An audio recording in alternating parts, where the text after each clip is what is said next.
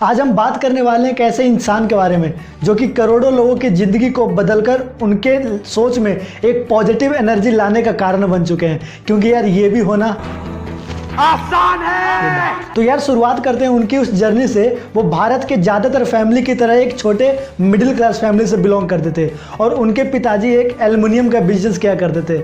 जब तक यार Sandeep Maheshwari sir 9th class में पहुंचे तब तक उनके फैमिली का बिजनेस पूरा कोलैप्स हो चुका था और जो उनकी फैमिली की फाइनेंशियल कंडीशन थी वो पूरी बर्बाद हो गई। अब चूंकि जिसके कारण सारी की सारी जिम्मेदारी इनके कंधे पे आ गई थी, इसलिए उन्होंने 12th के बाद ही अपने कैरियर की शुरुआत एक MLM की नेटवर्क मार्केटिंग कंपनी से की। स्कूल के दिनों में वो एक एवरेज स्टूडेंट थे और 12th में उन्होंने कॉमर्स से पढ़ाई करने के बाद दिल्ली यूनिवर्सिटी के किरोड़ीमल कॉलेज में एडमिशन ले लिया।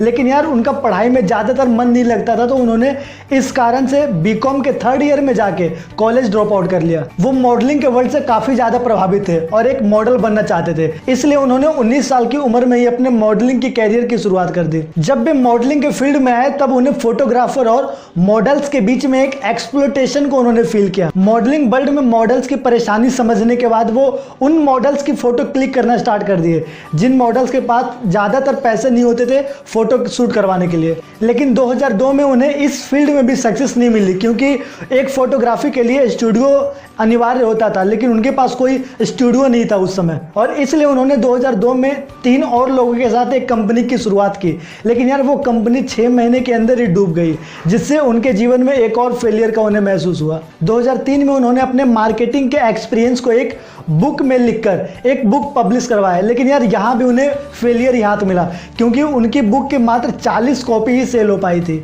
अब क्योंकि उनका पैशन फोटोग्राफी था, इसलिए उन्होंने फिर से फोटोग्राफी के लाइन को चुनना सही समझा और उन्होंने एक स्टूडियो शुरू करके कुछ फोटोग्राफर को हायर कर लिया। फिर वो अपने फ्रेंड्स, अपने रिलेटिव से स्टार्ट करके मॉडल्स की फोटो शूट करने लगे कम पैसे लेकर, जिससे एक तरह से मॉडल्स की भी मदद हो रही थी। उनका फोटोग्राफी का बिजनेस काफ़ी अच्छा चल रहा था। लेकिन एक दिन संदीप महेश्वरी के दिमाग में फोटोग्राफी क्लिक करके एक वर्ल्ड रिकॉर्ड बनाने का आइडिया आया और उन्होंने 11 घंटे के अंदर 120 मॉडल के 10,000 से ज़्यादा पिक्चर कैप्चर करके लिम्का बुक ऑफ रिकॉर्ड में अपना नाम दर्ज करवा लिया। क्योंकि उनके लिए ये भी होना आसान है। और यहीं से इमेज बाजार की शुरुआत हो गई थी।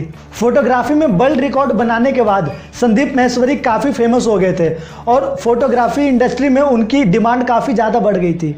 नई नई कंपनी उन्हें अप्रोच करना शुरू कर दी थी। इसी दौरान एक एडवर्टाइजिंग कंपनी ने अपने एडवर्टीजमेंट के लिए उनसे कुछ फोटोग्राफ की डिमांड की और फोटोग्राफ के लिए उनसे कांटेक्ट किया। वो काफ़ी सरप्राइज भी थे क्योंकि उनको पहले ये अंदाज़ा नहीं था या उन्होंने कभी सोचा नहीं था कि जो फोटो वो मॉडल्स की खींचते हैं उनके पोर्टोफोलियो के लिए, उस फोटो को खरीदकर कोई एडवर्टाइजिंग कंपनी उन्हें पेमेंट भी करेगी। क्योंकि यार कस्टमर की डिमांड हमेशा अलग अलग होती थी, अलग अलग फीलिंग्स के साथ, अलग अलग डिजाइन के साथ। तो उन्होंने कस्टमर की नीड को समझते हुए कस्टमर के डिमांड्स पे ही फोटोग्राफी क्लिक करना स्टार्ट कर दिया और यहीं से उनको आइडिया आया एक इमेज स्टॉक वेबसाइट बनाने का।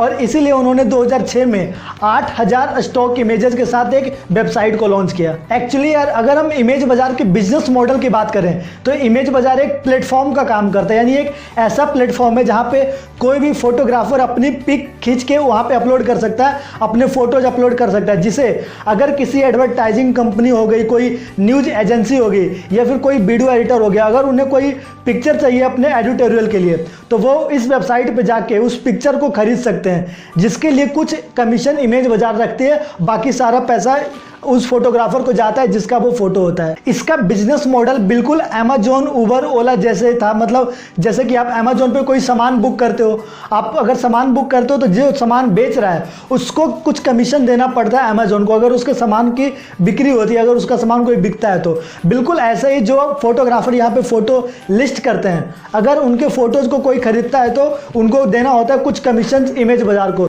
अब इमेज बाजार इतनी जल्दी अपने कॉम्पिटिटर को पीछे कर देंगे इसका किसी को अंदाजा नहीं था, क्योंकि यार इंटरनेशनल लेवल पे बहुत बड़े बड़े प्लेटफॉर्म है ऐसे स्टॉक इमेजेस के, जैसे शटर स्टॉक हो। लेकिन यहाँ पे इमेज बाजार ने एक अलग काम ये किया कि बाकी जितने भी बड़े प्लेटफॉर्म थे इमेज स्टॉक के, वो सारे फॉरेनर्स की इमेज मिलते थे। उस पर कोई ऐसा नहीं था कि अगर आपको सिर्फ इंडियन चाहिए तो इंडियन मिले। तो इन्होंने कंपटीशन से जो अलग किया वो था इंडियन इमेजेस की स्टॉक्स, यानी आपको अगर इंडियन से रिलेटेड कोई सी भी इमेज चाहिए, किसी भी फीलिंग्स के साथ चाहिए, तो इंडिया की जो लार्जेस्ट कलेक्शन है वो इमेज बाजार पे, तो यहाँ पे ये कंपटीशन से अलग हो गए थे बाकी सबके कंपैरिजन। 2010 में इमेज बाजार की मार्केट वैल्यू 10 करोड़ के आसपास थी, लेकिन यार धीरे धीरे अब संदीप महेश्वरी सर की भी मार्केट वैल्यू बढ़ने लगी थी, उनकी पॉपुलैरिटी बढ़ने लगी थी, उनके यूट्यूब पे फॉलोअर इतने ज़्यादा बढ़ गए जिससे कि फ़ायदा इमेज बाजार को भी हुआ और उनका ट्रैफिक में बहुत ज़्यादा इजाफा भी हुआ। अब एक रिपोर्ट के अनुसार एस्टिमेट किया जाता है कि जो इमेज बाजार की मार्केट वैल्यू है,